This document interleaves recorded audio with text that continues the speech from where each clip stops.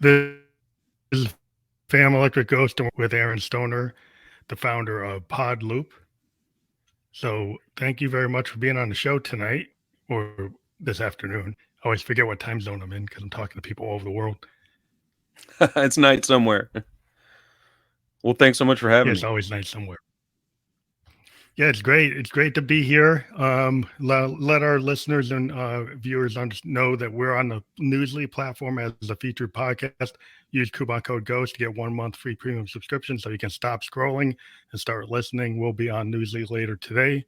So thank you again for being on the show. We are at 8 hour. So we've been on out here for a little bit. So that's always fun to track where we are. And you can maybe talk a little bit about what your service does for people. Yeah, absolutely. So I've got PodLoop. It's pod-loop.com, and we do podcast consulting and editing. I started off with editing, but I do have a lot of people that that inquire about it that are just looking to get started with podcasting. So I do help out with uh, consulting that and helping people get started, let them know what equipment to use, what programs to use because it's so easy to launch your own podcast for cheap now. But we also do editing for the more produced type podcast if you want to do any sort of sound design or EQing, mastering, uh, and adding intro, outro music and things like that. So I'm getting more and more into sound design, which is the most fun part of it for me. Yeah, that's interesting. Being a musician, I actually have music, and I've always thought of taking some of my music and integrating it for like an intro. But it seems like at least on the platform I'm on, it just kind of runs through the whole thing, and I don't want it running through the whole thing because it Yeah, interferes there's a with people little. talking.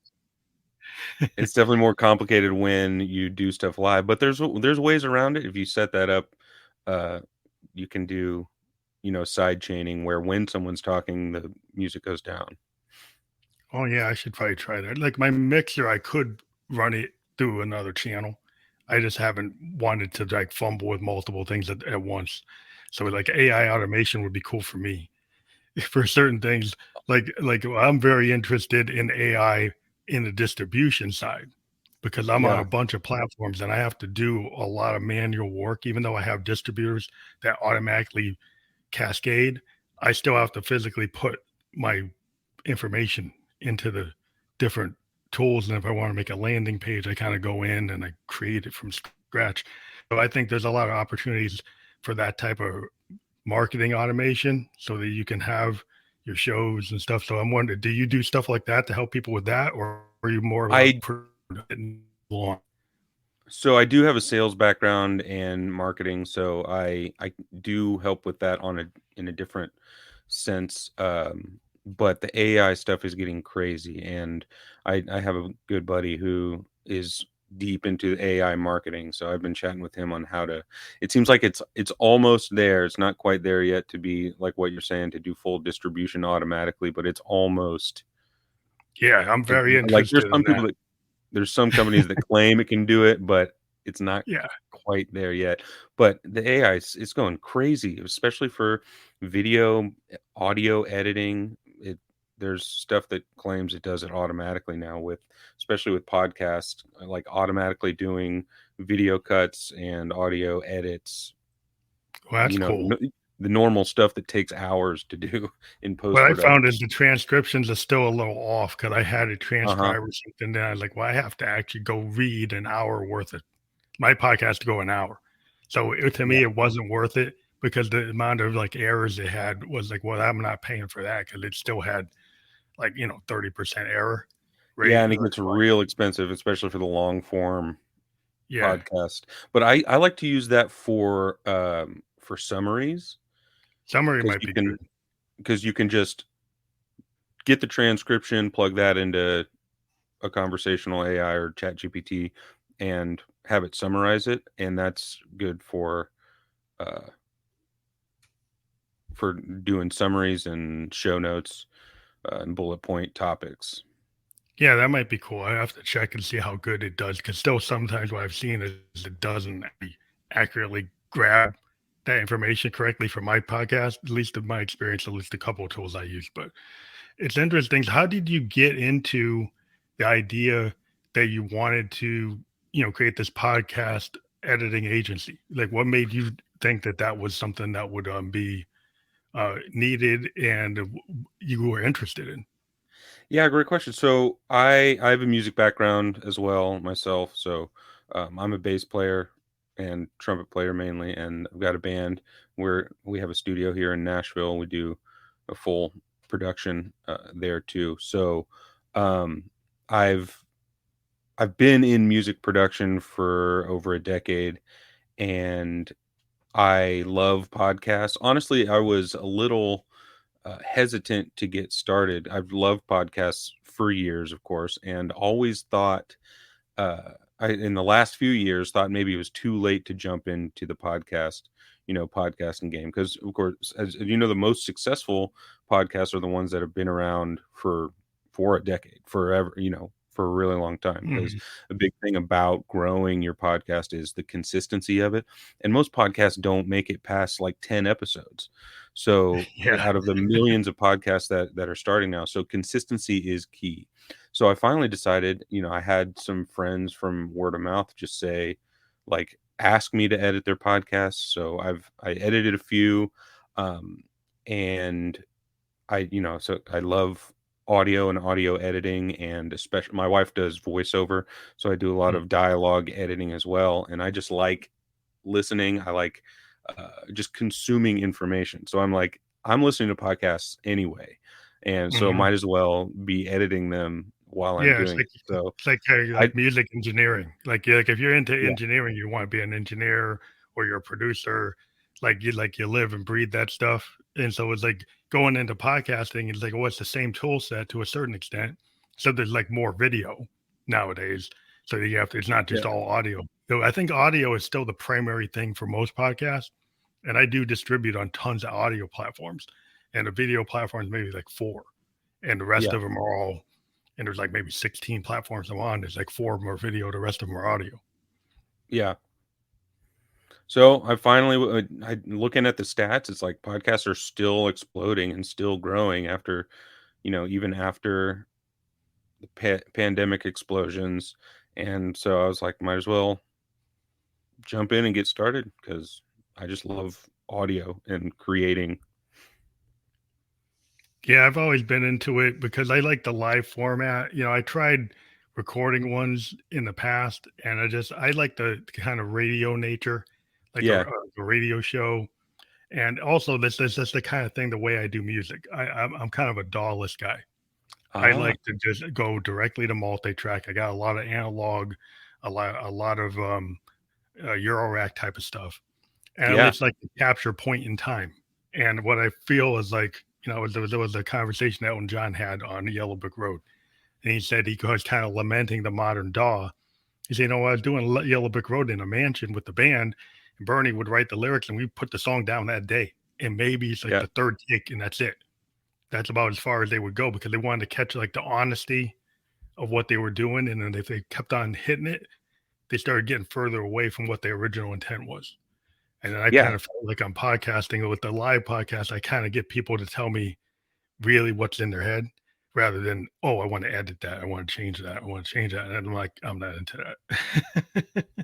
yeah. Like Dolly Parton wrote Jolene and I Will Always Love You in the same day. Like that's but people don't see the hours of dedication and the years of dedication of trying to do that every day Yeah.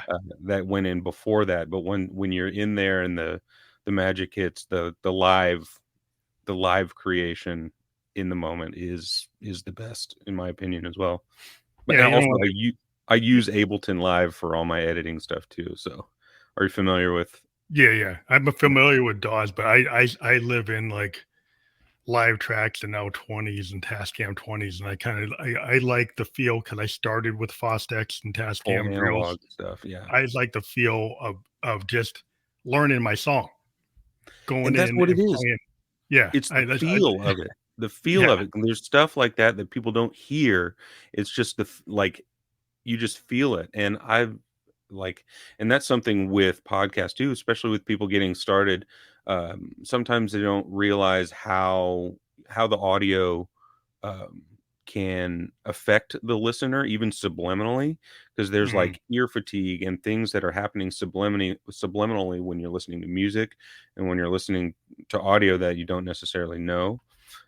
But the feel of the analog is the thing that like hits you, yeah, it's like my that's what you Moog. feel and it hits you Why, deep. why, Yeah, the why Moog stuff, yeah, dude. it Oh was like man. why I use a Moog bass rather than a digital Moog is because the analog Moog, when I run it through like Neve processors and stuff, it Hmm. just if I run that totally into a DAW, like I find I lose some of it. Uh-huh. And what I like, and I know like the world was like, there's this whole thing that happened with the DX7. I don't know if I'm going to kind of diverge into things, No, do but it. being a synth head, when the FM digital synth came and the Roland D50 came, the recording engineers loved it because the analog was taking up a lot of the headroom. And so when you had the digital synths, they didn't take up as much headroom and you could layer stuff. But what they lost was the sounds that you used to get from like Emerson, Lake and Palmer and the Stevie Wonders of the world and Yes and Genesis is that those analog synths, they do take up a lot of bandwidth. They do take up a lot of headroom, but there's something about them that's actually, he's like an EMS VC3 from like Pink Floyd. There's something about that analog signal that digital doesn't recreate. You can Hmm. try to get close, but it never really matches it. And there's something about that. I just like that untamed sound, and I like the feel of it. It's almost organic, even though it's a machine. And when you deal with the analog synths, they have a lot of expression, kind of like a Hammond organ. Like if you've got the drawbars, when you've got your Moog, you have so many controls you can actually make them part of the performance. So if you're a keyboardist and you're on a mini Moog, you're on a Voyager, you're on like a Prophet 5, all those controls are part of the performance. And if you ever watched a Bernie Worrell or a Rick Wakeman, you can see them actually touching their modes and touching their Hmm. profits because it's actually like the drawbars on a B3. It's the same thing. And that's the kind of thing I think people lose with the mouse. You could technically get to it, but it's not the same as actually doing it real time. Absolutely. Yeah, I did a session with a pump organ session the other day where we set up mics all over this big church and just slammed this pump organ as loud After as it could go. And it's just like that's just we had to have like 8 mics on it catch to it, try yeah, to capture it, but it's just yeah. so much information and so beefy is wonderful. Yeah, yeah, that's what I love about that is just kind of like the feel. I'm kind of into the punk aesthetic. I love listening to the Clash and bands like Husker Du, and I love this album like Zen Arcade. They did it like within 48 hours. They went into a Hmm. warehouse and they just cut it. And I'm like, I kind of like that idea, and I like the idea like what Frank Zappa he used to go and like record his live shows, and then go Hmm. back to his living room and listen to the tapes and then Yeah. kind of say, okay, this goes with this goes with that, and just have this kind of free form kind of fusion feel to how you record. And like, not that you're gonna take everything that you laid down, but you use that kind of performance to kind of figure out what you're gonna do to the That's point. Yeah, the Wolfpack. Are you familiar with Wolfpack? yeah, yeah, Yeah, that's their mindset too. Because after, they stole the Beatles idea, but they're just say like, just put one mic on every instrument. Like you don't need to get too complicated. Just do the Beatles thing, do the Abbey Road thing, and just put one mic on everything and get in a room and play it all together. Because there's nothing better than that. If you look at, Wolfpack, Beatles stuff, any Funk Brothers stuff, yeah, uh, yeah, and yeah. all It's that. kind of what It's like it is. it's live and simple. That's why I like some of my live track stuff that I got where every input to my mixer actually gets its own stem, right? So if I got all my modes going into their own channel, they all get recorded. And then Yep. later I can kind of play with them. And then, my R20, I can move them around like a DAW. It actually has a Uh-huh. touch screen and I can move tracks around. And Yeah. so I can lay it down and I can like reprocess it after, or I could let it go. and just kind of like, I don't know, it's just the feel of that kind of like, I call it like stream of consciousness recording.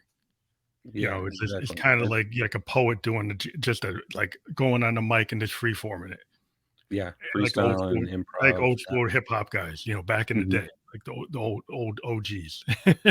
Yeah. It's like, yeah, there's something about when you can do that, like the Grandmaster Flashes of the world is like, KRS-One, yeah, there's something about when you can do that and they actually are on vinyl and the DJ's on a vinyl, not a CDJ, and like there's a certain talent to be able to do that, Oh, right?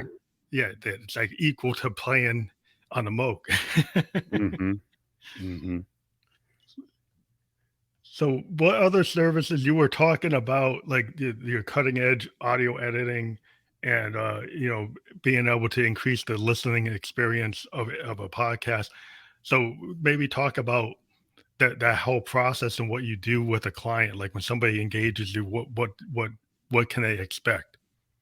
So I've got this. I'm trying out this quick start edit right now, where if once you inquire, I'll shoot you a text and Dropbox immediately send you a Dropbox folder, and you just upload your audio, and I'll put that together in an episode within 48 hours and send it back to you. I do one thing that I've been doing that I like to do with a lot of the new podcasts, like, is take bits of the podcast uh, to create some sort of intro, outro, or like for example, Reel, there's a I clip or reel or something.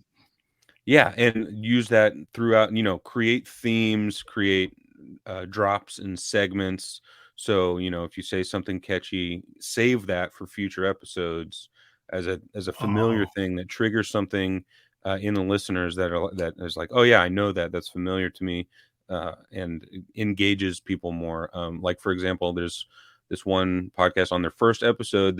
These guys just had a buddy with a guitar that was there who just played a little guitar lick, and I ended up taking that, and it wasn't supposed to be, but that's the intro. to And the then I theme. chopped it up and have little pieces for transitions throughout. So it's like that's the organic, like improv stuff, the things that Yeah, are actually happening that's unique to that podcast that can loops back and is familiar. Also, so the podcast is called Beers and Sunshine. So they on the podcast they'll open beers on the podcast. So I'll take those clips of like a yeah, and yeah. actually Use it. I'll use that sound to censor, curse words later in the episode if Oh, if no they one's have it. listening. Oh, that's cool. So you're free You know, forming. That's the add on. That's the additional benefit of like if when you're recording an album and you go and get a recording engineer and a producer, and then they start to say, hey, maybe we should have shadow vocals, or maybe you should do this layer, maybe you should do this, change the transition, or make the intro like part of a fill, or make that change it. So that's the added benefit of having the years of experience with, like, when you somewhat, because like if you're a musician, we get tunnel vision. We write the demo and it's like, this is what I think it should be, right? And then sometimes it's like you should open it up to have other people interpret your stuff, and then you can get like better acceptance, which it seems like that's what you're doing. You're kind of finishing it off. definitely, and that's been my role in music too, is much more on the production and post production than the creation. As a bass player, I'm not writing the songs. I'm Mhm. often adding to the songs and arranging uh, and doing the production you're talking about. So I love doing that with podcasts too. And the next level of that is the full sound design. And Mhm. there's a few like um, there's a few podcasts that are improv comedy podcasts that I listen to that do amazing sound design. Where instead of having like a room tone or something, they actually create full background noises where like a it sounds like Oh, they're in a public place, or mhm. depending on where they are in the story, there's a different background bass noise, and then full sound effects and creating That's sound effects interesting like that is fun because too. I had the story about George Martin, George Martin and the Beatles, like people don't realize that George Martin was the production engineer, producer for Peter Sellers. And Hmm. Peter Sellers used to do these comedy records. And the comedy records had all kinds of tape loops and effects and all kinds of special aspects. And actually, the four lads, like the Beatles, they had actually liked what was going on those Peter Sellers records. And when they found out George Martin had actually produced them, then they said, "Well, what if we did that with a rock band?" And that Yep. kind of in the genesis of like when you get to Rubber Soul and you get to like Sergeant Pepper's, is they started taking that full effect of what he had done on the Peter Sellers records and apply it to a rock band Yep. and make it like, and he's like, I could record them like they're in Hamburg, but if I use the studio like Monet uses the painting, right? You can do expressionist stuff that you can't do necessarily live, or maybe you can now. But there's stuff in the studio you could do that you can't do live, right? Exactly, and that's the same thing that, that happened with when Pro Tools came out and the analog people saying like, "Oh, that's cheating," or "That's gonna take over the jobs." And same thing that's happening with AI now, where the people are like, "It's gonna take over creative jobs," where it's not like it's just a new tool, and you can choose to stick with what you got or choose to move forward with stuff, and you can do some crazy stuff with the the new technology using it as a tool. If you think of it as, you know, as a tool to use for creating rather than replacing the creative. Yeah, I think the problem is when people think of like, I'm gonna make a AI podcast to replace the human host, Right. right? And I'm Right. like, or if you say I'm gonna replace all the members of the band Yeah. and just have AI music, I look at it like, I use Roland's, and Roland's got this thing called like an intelligent arpeggiator. And it's not exactly AI, but it knows like when you're playing keys to actually put in bass lines, and bass lines follow what you do.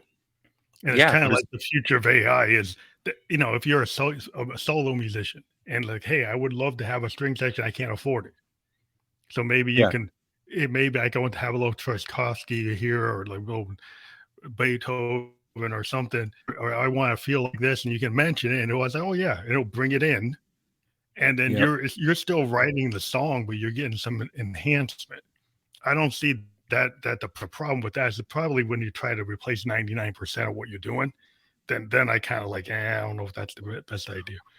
Well, it's the combination of ideas, which is the same thing our brains do is for in like an improv jazz musician is like isn't playing anything they've never played before. They aren't playing Yeah, it's notes they ridiculous. haven't played before.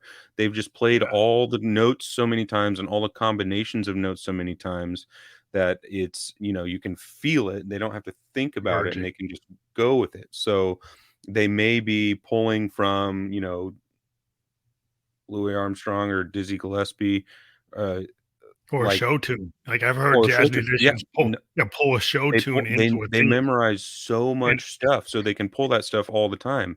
yeah, So, the what AI allows you to do is create the combinations that that your brain does, the combinations of stuff that so you could, essentially, maybe at some point say, like, "I want, uh, a Questlove style playing Ringo sounding drums with, George Martin style production," and, yeah, and, like, it take becomes yeah, it becomes a input hybrid. all this information into the AI and then make your own combination of what you want production to sound like Yeah, I think I think it would really be cool is if you could get it to do the engineering things, yeah. like it's actually replicating like the Neve board, right? Yes. Where it's replicating what George Martin did on this, Right, right, right, what right. Todd Rundgren did on this, and Yep. say, I want that production treatment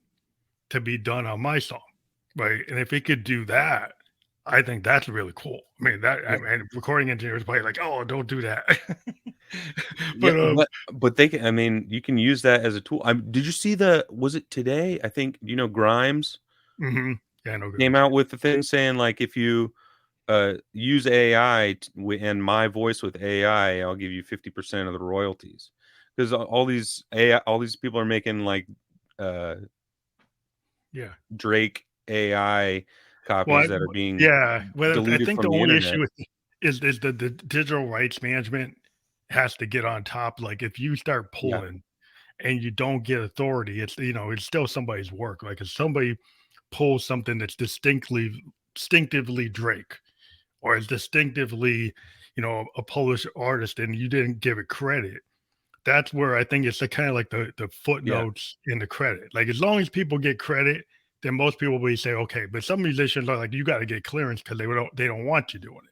Right, But but there's no roadmap for how that works or I think that's the what the problem in the royalties would future. be. So Grimes has started that by saying like, and I think See, that's a great move because how many Grimes songs may come out of that. That's free press and free money for her without doing any work. yeah, And well, she took the tiger by the tail yeah, and decided to deal with it rather than letting the industry deal with it. Now I think the recording industry is trying to create some kind of structure like digital rights management, well, like the copyright kind mm, of violations we get today. And it's gonna have to be something that gets with the business people and the lawyers and the artists. You got some yeah, artists that probably I'm not like Neil Young. I love Neil Young, but he's probably gonna be like, no. It's like yeah, because like that's his opinion. yeah. Maybe I'm But he speaking doesn't for him, but doesn't like need to. that's his point of view. Yeah, yeah, But I think that and people take it where you want to take it. Like I think as long as my whole thing is like if an artist should get credit, like I always was a little ticked off when like Zeppelin didn't credit Lead Belly or Robert Johnson, and right. then the Stones and Keith Richards they did. And when Mhm. they did it, they so my it to me is that just to have the respect as an artist if you're gonna take something that's Lead Belly or Robert Johnson, don't act like you wrote the whole thing when you Yeah, know that you didn't. Like yeah. And now there's that other what's that other band that sounds like Led Zeppelin? oh yeah, there's a new band that's out there that kind of channeling that. Yeah, I've heard Yeah, of 'em. I know who you're talking about. So yeah, but they're but channeling Johnson and all those other guys too. I mean, the blues is the blues, but yeah. there's some things that you can say, well, that's kind of verbatim Robert Johnson. That's really taking it. And that's Or what's that interesting. It's like you can like, are you straight up copying it on purpose, or is that just such an influence on your style that you don't even realize you sound exactly like uh yeah, I think a lot of is people kind of know Jimmy Page is Greta such a Van good Fleet. It's like yeah, Greta Greta Van Van Fleet. Fleet, Why yeah, aren't they like? Why aren't they just a Zeppelin cover band? Like, would they have more success yeah, just maybe. as a cover band? I don't know. Well, it's kind of where your feel is, because their feel is so like really in the zone, and Yeah, they're kind of really mimicking it. And some critics have really been heavy on them, yeah, saying like you guys need to be a little bit like Aerosmith. They're not exactly Zeppelin. They're like their own thing. right. And so it's like there's a whole thing of like, well, you could be in the zone, but you still can go off. It's like when Stevie Ray Vaughan plays Voodoo Child, it's the Texas blues version of Voodoo Child. It's no, Right. it stands on its own against what the cosmic version of Hendrix's cosmic version is like. That's it. That's his. Yeah, But yeah, yeah, Stevie is coming from a different perspective, and it's still good. yeah. But it's like both of them stand because they're not exactly the same. It's like Y- there's a lot of differences in terms of how it is. If you really listen, it's not the same. And you don't do covers. People don't do covers like that anymore. Or like, back then everyone passes around a song because it's a great song. So you write an amazing song and then all the everybody plays their own and puts their own spin, their own version on it, their own style on it. Mhm. And I feel like people aren't writing songs good enough to do that anymore. So you have to do a remix. So you have Yeah, to you have to remixes. do your own version of the production of it to actually make it sound good, but it's what's the deal? Are all the good songs written? No, I don't And think so. I think it's the problem is I think you got some producers that like to clone too much. In my opinion, I see people using the same drops and the same plugins and the same stuff. It's like really, and I have a feeling some of them are doing it because they just want to keep on getting the royalties from the because it reuse. works, yeah, Same if thing. you do what works, Yeah, we're doing work so you keep on getting paid.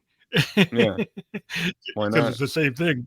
over and over. But yeah, it's like where are you going to get the courage of a guy like a Dylan to go and Right. do what he did, which was like totally against the grain, Mhm. to do what he did with his voice. People would say, well, that's not what a singer does. But then he Mhm. made it what a singer can do. And then he inspired a whole generation of people that don't have to be like Frank Sinatra and Nat King Cole. They don't have to have perfect pitch. Yeah. And so the idea of the singer songwriter that you could come in there, you didn't have to have somebody in Tin Pan Alley, that you could actually write it, and you Mhm. could sing it, and it could be you. And it seems like some of that is kind of going away, where people want to be Beyonce, or they want to be Taylor Swift. They want to be exactly the standard bearer, and they're not willing to kind of take the risk that the singer songwriters did of being uniquely, themselves. Yep. You know, and so I still live in the underground, of trying to find the next Joy Division, the next Husker Du, the next Replacements. I'm always looking, and that's who I interview a lot. I interview a lot of bands from the underground that people don't Oh, know, cool. because that's what I don't do as much as I used to, maybe one or two interviews a month. But that is kind of my love, where I started as a podcaster, is because that's as like kind of like a college radio guy, because I Mhm. was one of those kids that heard REM on IRS, Yeah. heard Joy Division, that saw Duran Duran before they broke, and then you like saw Echo and a Bunnyman and say, yeah, that's kicking. That's something that's cool, and that I've always been interested in the bands that people don't listen to, and then Mhm. become, they end up getting signed. The Mhm. Replacements got signed. Who Skidoo got signed.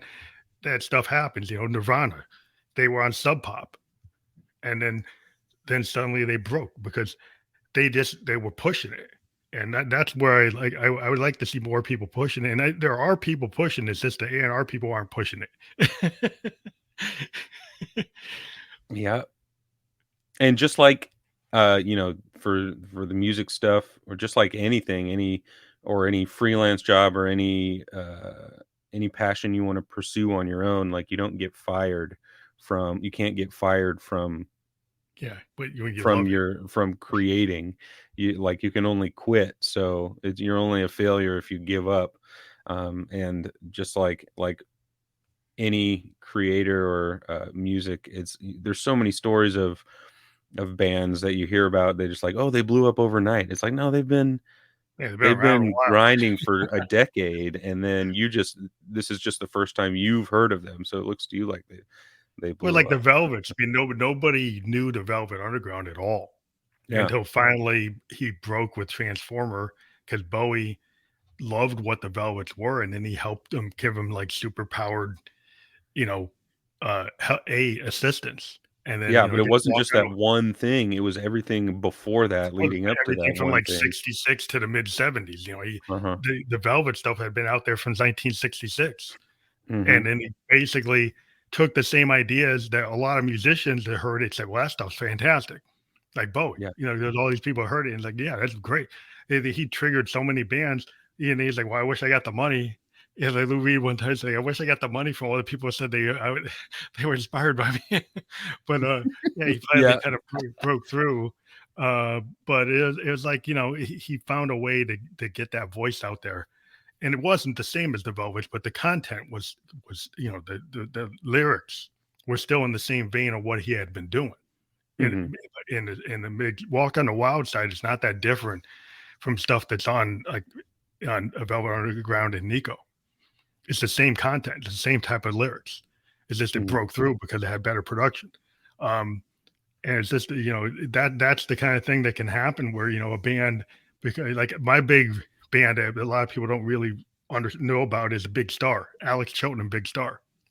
And I don't know if you're ever into them, but they were like this power pop band from the '70s that was unknown, and they influenced a lot of alternative bands, from the Pumpkins to like Pearl Jam. A lot of people will name check Mhm. replacements. Paul Westerberg name checked Alex Chilton like all the time, um, because it was just something about the way they put together things in their first three records, like number one record, Radio City, third.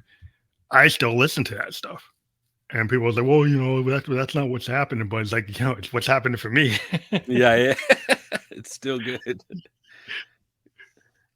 Yeah. But yeah, it's just interesting how you can take your passion and apply it. And in the whole thing about podcast, what I love about it is that we're living in this world where we have these free form discussions and they go longer than 5 minutes. Hmm. And that's kind of like we're in a 5 minute, 30-second, 90-second culture. And the podcast is able to kind of, slow it down and get people to listen to something a little bit longer. And, and that to me has been something I really enjoy about it.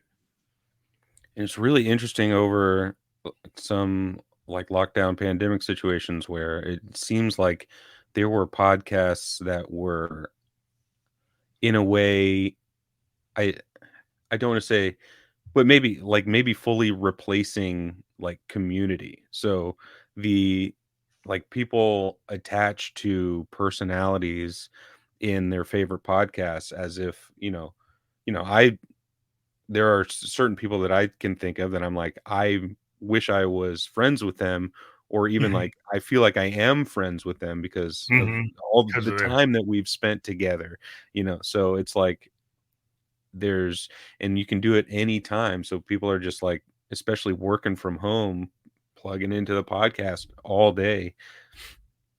Yeah, it was It's kinda like it's that really YouTuber thing. Like, fascinating. I'm still into Dashy, like and when I watch him, I just like, wow. I just, like, Yeah, hit the entertainment value, and he's not even playing the games, like, at the high level of a ultimate gamer. He's funny. He's like watching yeah, Saturday Night Live, and it's like that, you feel like, wow, it's like that personality, yeah. and I think that's what comes through is, like, they have people that actually have, like, entertainment level personality, Yeah, and I you're think like, of wow. John Mayer too.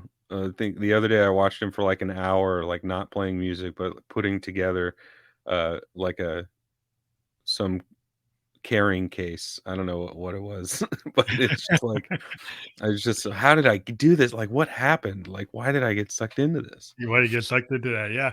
But, yeah, it's interesting 'cause, it's just, I think people just like to have that connection where, like, Yeah, people are authentic and they kinda show themselves. You feel like you get to know them, and that makes people the comfortable, and, the podcast world is just able to get you get exposed to a lot of different people. You get to see, who they are, and they make you feel like you want to come back. I think that's just something we've been able to, be out here. We're not the biggest person out here, but what we've been able to do is be consistent.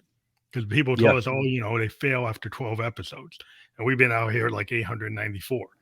yeah. You're And I not think failing. You're just stopping. yeah, Like, we just keep on going. And like the way we just kept on going and we're getting, benefits. We're getting numbers now. We're starting to get some numbers. And it wasn't about the numbers. It was about like we just like to do it.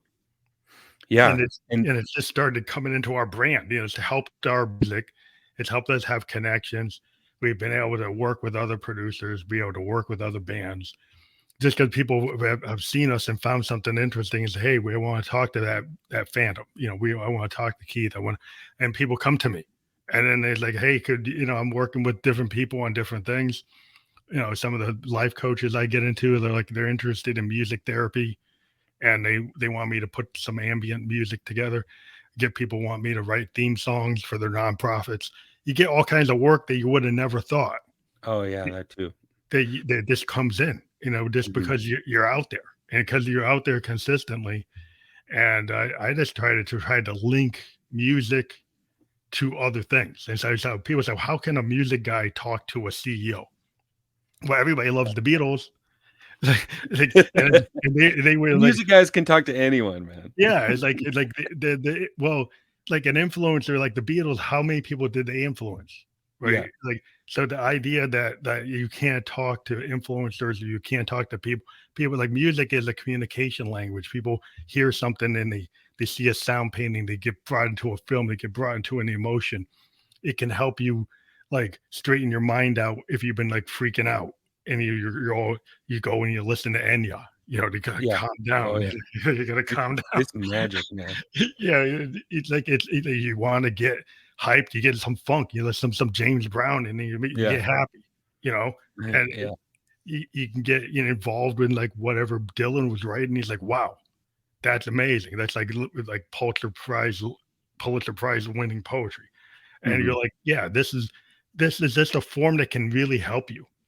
And that's the way I decided, like, I'm gonna weave how music is connected to like everything.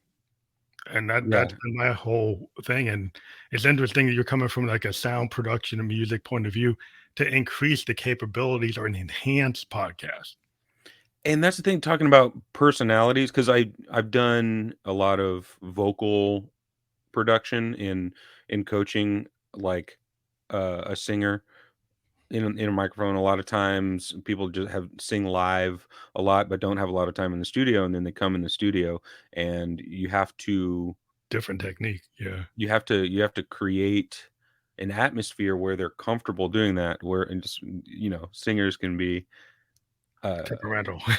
yeah. Oh, well, on the emotional side of process of like emotional processors. So there's a lot of in this. I think Rick Rubin talks about this a lot too. It's all about creating a comfortable, safe atmosphere, and then sneaking in the actual suggestions of what you think they should do. And it's very similar with podcasts too, especially people getting started with new podcasts. People think they have this character or persona of themselves that they want to be perceived as. So when they first start a podcast, there's something there, and sometimes it can be perceived as inauthentic Mhm. to to uh to the listener, and you gotta, like, I have to constantly encourage people to, like, be yourself. Like, no, we don't need to cut that thing out. That, like, That people makes you say, you. I want to cut this out. And it's like, no, that's a vulnerable moment of you being vulnerable. And it's, yeah, maybe hard for you to listen back to, or like embarrassing, but that's Mhm. the thing that is your personality. That is the uniquely you thing that people will attach to in a podcast, and why, uh, you don't need to be someone else. Your Yeah. podcast is going to be better, and people are going to perceive your vulnerability when you're more yourself. It's like the happy accident. Like if you go Yeah. into the studio, right, and somebody is Oh, like yeah. they're not on the mic they want to be on, but they end up doing like Oh, a yeah.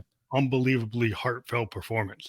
And then they say, "Well, I want to go do this on a better mic," and then they don't capture the same Yeah. performance. Yeah. Then you're That's the like, Ryan Adams thing too. He says, like, "Oh, I need to redo that part." And he's like, "No, you can't pay for mistakes like that. Like, "Yeah, leave that makes leave it it." real. Even like the tiniest mistake, like that's human, and that's authentic, and that's real. We don't need to redo that."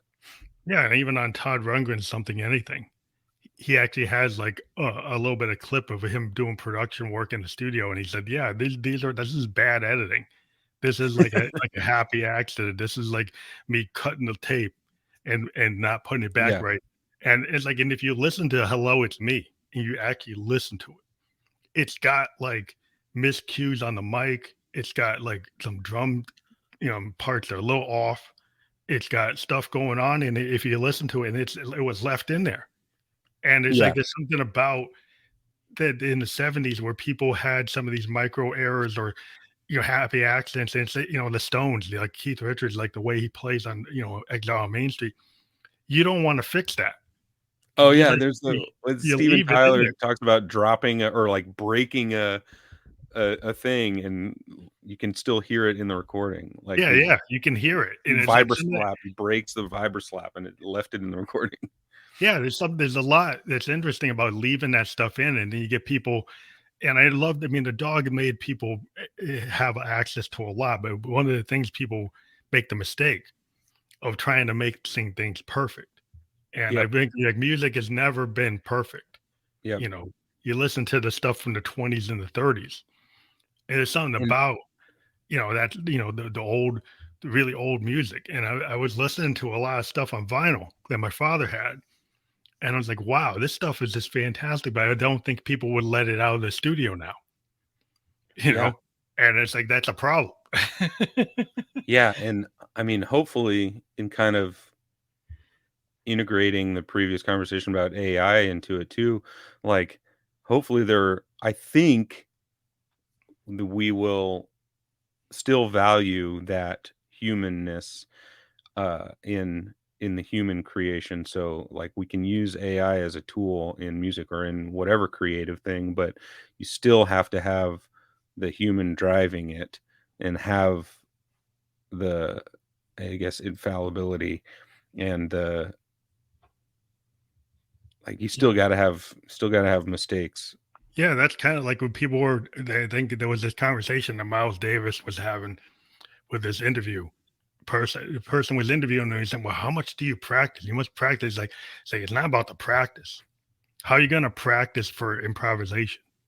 It's like you don't. How are you going to know what you the unknown? And I was watching a lot of jazz musicians were pointing out that like practicing over and over doesn't actually let you get like bebop or fusion or any of the forms. Is like it's actually the communication that you have with your bandmates is living in the present and knowing what to do when somebody hits that bad note and hits the bad key, how you recover from it or how you turn it into an opportunity. And that's the Einstein quote, is the insanity is doing the same thing over and over. And I Yeah, feel like people mistake that quote and they use that and say, don't do the same thing over and over. But doing the same thing over and over is practice. Like practice is attempting to do the same thing over and over and getting a different result. yeah, yeah, So it like there is a little bit of insanity that goes into being such a specialist on an instrument. And like the hours and hours doing whatever you want to call it, whether it's practice or actually doing, yeah. like Exercises. performing, Yeah, exercise. Yeah, yeah, exercising. yeah. The Exercises same thing kind in of the better. gym, like Yeah, lifting in the gym is insanity. You're doing the same thing over and over and get different results. yeah. It's the whole point is like when you're practicing and you're doing those exercises, it's like Zappa. People asked him like he could read and he could write, Yeah. but he used to say like I don't want to play my guitar solos the same. Yeah. There's a quote about it, like I'm not going to play them the same way, and some people make in a lot of heavy metal music like it's actually part of the song to play that solo exactly the same. From like the Yeah. Iron Maidens of the world and stuff like that, they're into like playing that solo exactly the same, and I understand Yeah. that's part of the form. But when you look That's at not Frank Zappa. Zappa was like, "No, that's not what I do." Yeah. But that each to their own. But I mean, that was his thing. To him, it wasn't fun, and I Because kind of he's get not a that. he's Yeah, not a guitarist. He's not a he's more of a he's a composer. performer. He's a Yeah, personality and a performer. Like Iron Maiden's a he's a uh, yeah group. Yeah, a I don't know. Yeah, there's different things, different ways yeah. to Well, do it. their audience kind of expects it because the kind of way they wrote it. You know, Yeah, they that's like the their Judas Priest. personality. That's Yeah, the their Judas Priests of the world and Iron yeah, Maidens. They kind of get themselves into that. That's part of the performance, and their fans expect them to. It's an integral part. That solo is exact. It's like somebody singing the lyrics. It's like yeah, it's tied to the song. It is yeah, part of the structure. It's kind of like classical music. It seems like it's got some classical music aspects where there some heavy metal touch starts to get into the foundational stuff that's like it's on the bars, it's written down, that's what it is. yeah. I'm a big Coheed and Cambria fan. They're a big Iron Maiden influence. Yeah, yeah, yeah. That's Like interesting. the And same I thing. like everything. I listen to like anything that's out there. Like people like, oh, wow, he's like from Johnny Cash to Black Sabbath. You know, Yeah, I'm all over the place. And I'm like into like I've been listening to a lot of Sun Ra.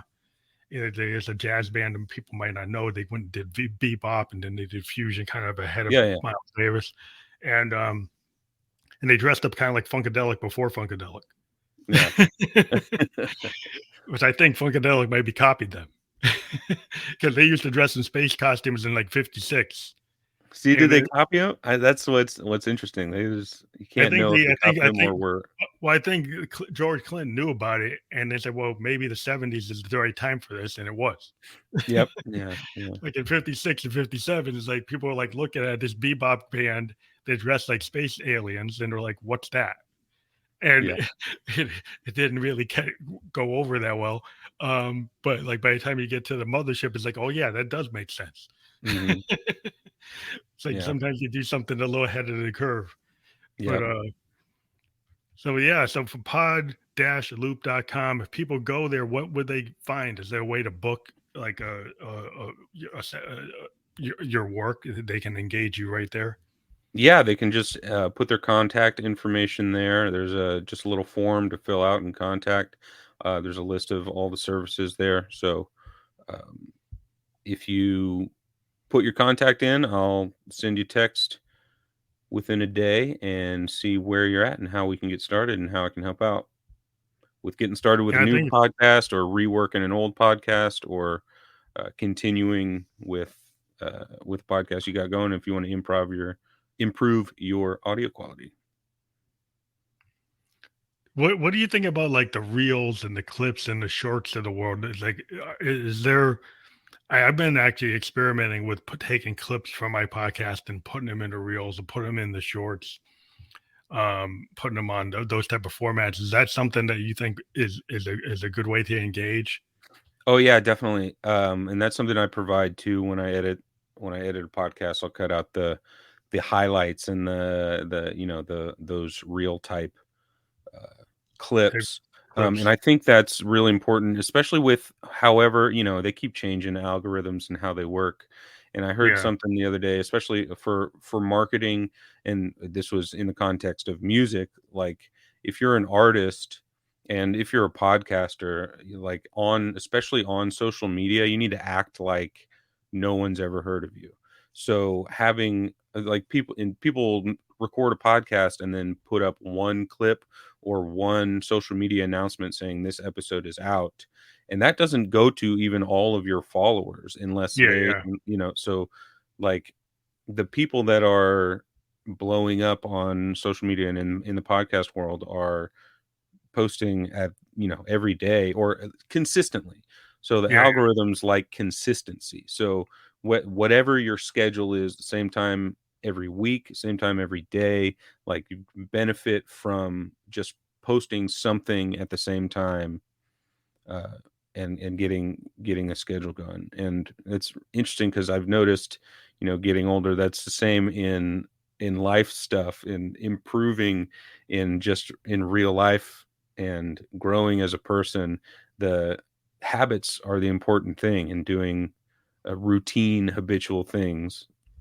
So yeah. It's like showing up. It's like our podcast is yeah, always showing up, and we've been yeah, using tools like Facebook events and YouTube events to push it out, so that like a week or two, like we've got stuff posted going out to like July yeah, as Facebook events and YouTube events, and then we run clips and then we run reels, and and we've been getting bigger engagement. It's starting to it's an effort because the yeah. algorithms shift. We'll do something and the algorithm's suddenly doing good, and then suddenly it drops because then they're like, And "Oh, we don't want to support that way of doing anymore." And so we got to try a different way. and you got to So have the consistency to hit it when it's right, because people don't you can't predict virality. yeah, yeah, it's hard to predict that. You just got to keep on pushing. But it's But with great. with especially with AI creation, and we're gonna hit so much of a huge like quantity of content They're that at some slamming point out. I have to believe that it's gonna focus back down to quality. Like you have to have quality. People we're like humans adjust very quickly, and then we're gonna learn, I think, uh how Get to through the scope out noise. the fake things and Yeah, the noise. really Like you get focus in on yeah. with the Max Headroom artificial AI podcast host Yeah. might engage people initially, but then when there becomes 1,000 copies of that, and Yeah, then that's people not are gonna get like, "I don't like that." The people are just gonna get bored of it. you're not gonna listen to hundreds of episodes of that. No, eventually you're gonna like, "Well, that looks like that's like, it's like yesterday." Yeah, yeah, So it's like, I think the variability of a human being, you just don't know what they're gonna do, and the yep, predictability is like, yeah, it's fine, but they also people want to be challenged and they like the authentic human factor. And I yep, think that's always going to be so. It's never going to get hand built cars. People are still going to want hand built cars. yeah, They're going to want the Ferraris and the Lamborghinis, even if something's mass built. There's always and somebody yeah, that wants the and custom. analog synths Yeah, yeah, the custom and motorcycle, custom mountain bike. '70s Yeah, vintage basses. yeah, people go looking for it. They go looking for that hand built stuff, and there's still going to be a niche for people who do that. And Yep, I think it's not going to knock everybody out, but you do have to be forward thinking. You have to figure out what could you do that is uniquely human that's going to kick. Because some things like, yeah, the McDonald's might be fully automated and you can't probably work there anymore. Yep. That's probably going to be gone. So it's like if that's what you were aspiring to, like maybe you have to aspire a little more because that's probably not going to be around. Um, but that I think human beings are made to do more than like flip burgers and do stuff. So maybe that'll get people more into their authentic self anyway. Yes. Yes. That's the So key. thank you again. Authenticity. Thank you again for being on the show. We sorry to kick off, but we have another one Oh coming no. up. But yeah, we'll get you the landing page for your audience, and so they can watch or listen to this however they want to. That will be later today, and you'll be able to put that out there. And if you do want an MP4, we can actually send that to the email. I think you have an email on the calendar. So if you want Yep. that, you can use that however you want, cut it up. So we'll give you the MP4 so you can do that. And we can also send the MP3, but I don't know if the MP4 is good enough. You let me know. That'll be great. Awesome. Thanks so much for having me. Okay, thank you. Have a good day. You too.